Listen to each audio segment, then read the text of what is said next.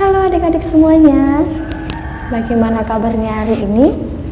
Semoga sehat selalu ya. Adik-adik, pada hari ini kita akan mendengarkan firman Tuhan. Ayo, sudah pada siap belum untuk mendengarkan firman Tuhan? Sebelum kita mendengarkan firman Tuhan, mari kita satukan hati kita, tutup matanya, lipat tangannya, dan kita bersatu di dalam doa. Dalam nama Bapa dan Putra dan Roh Kudus, amin. Bapa yang Maha Pengasih, terima kasih Tuhan untuk hari yang indah ini. Engkau masih memberikan kami nafas kehidupan. Bapa yang baik, sebentar lagi kami akan mendengarkan firman-Mu. Kiranya Engkau memberkati hati dan pikiran kami, agar kami dapat sungguh-sungguh mendengarkan firman-Mu.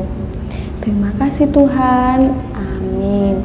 Dalam nama Bapa dan Putra dan Roh Kudus, amin. Nah adik-adik, tema yang kakak ambil pada hari ini adalah sebuah bakat atau potensi.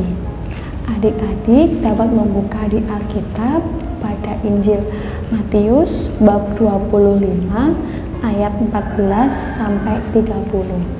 Injil Matius bab 25 ayat 14 sampai 30, yaitu tentang sebuah perumpamaan talenta. Adik-adik tahu tidak apa itu talenta? Talenta adalah suatu bakat, kemampuan, potensi yang diberikan Tuhan untuk kita semua, untuk adik-adik, untuk kakak. Adik-adik tentunya ada yang pandai menyanyi, pandai melukis, pandai membaca, dan masih banyak lagi. Nah, ini ceritanya adik-adik. Pada suatu hari, ada seorang tuan yang sangat kaya. Tuan itu akan pergi ke luar negeri. Sebelum tuan itu pergi, dia memanggil ketiga hambanya dan akan diberi hartanya. Hamba yang pertama diberi 5 talenta. Hamba yang kedua diberi 2 talenta. Dan hamba yang ketiga diberi 1 talenta. Lalu tuan tersebut meninggalkan ketiga hambanya. Lalu hamba yang pertama ini ingin mengusahakan bagaimana talentanya bertambah. Dia mengusahakan dengan segala cara. Lalu akhirnya dengan usahanya hamba yang pertama mendapatkan 5 talenta lagi. Hamba yang kedua sama seperti hamba yang pertama. Dia ingin bagaimana talentanya bertambah. Dia merasa talentanya cuma sedikit, ingin tambah lagi. Dengan usahanya, dia juga mendapatkan 2 talenta. Lalu, hamba yang ketiga ini, dia malas. Dia takut nanti kalau talentanya akan hilang, kalau talentanya akan berkurang. Akhirnya, dia menggali sebuah tanah, menyembunyikan talentanya tersebut di situ supaya tidak hilang. Lalu, tuan tersebut datang pulang. Dia memanggil ketiga hambanya dan akan mengadakan perhitungan. Lalu hambanya memberikan kepada tuannya, "Tuan, hamba yang pertama, Tuan, saya mendapatkan 10 talenta." Hamba yang kedua, "Tuan, saya mendapatkan 4 talenta." Dan hamba yang ketiga, dia diam. Dia tidak mau bicara, dia takut karena dia tidak mendapatkan talenta, tidak mendapatkan tambahan talenta.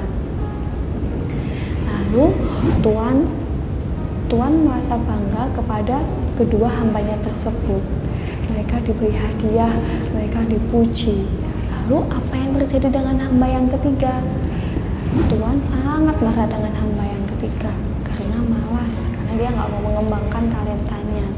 Akhirnya hamba yang ketiga dimasukkan ke dalam penjara yang gelap dan seorang diri. Nah, adik-adik, pesan dari firman Tuhan ini apa ya? Pesannya ialah kita dapat mengasihi diri kita sendiri dan juga mengasihi orang tua dengan cara mengembangkan segala bakat dan potensi yang ada di dalam diri kita, yang ada di dalam diri adik-adik.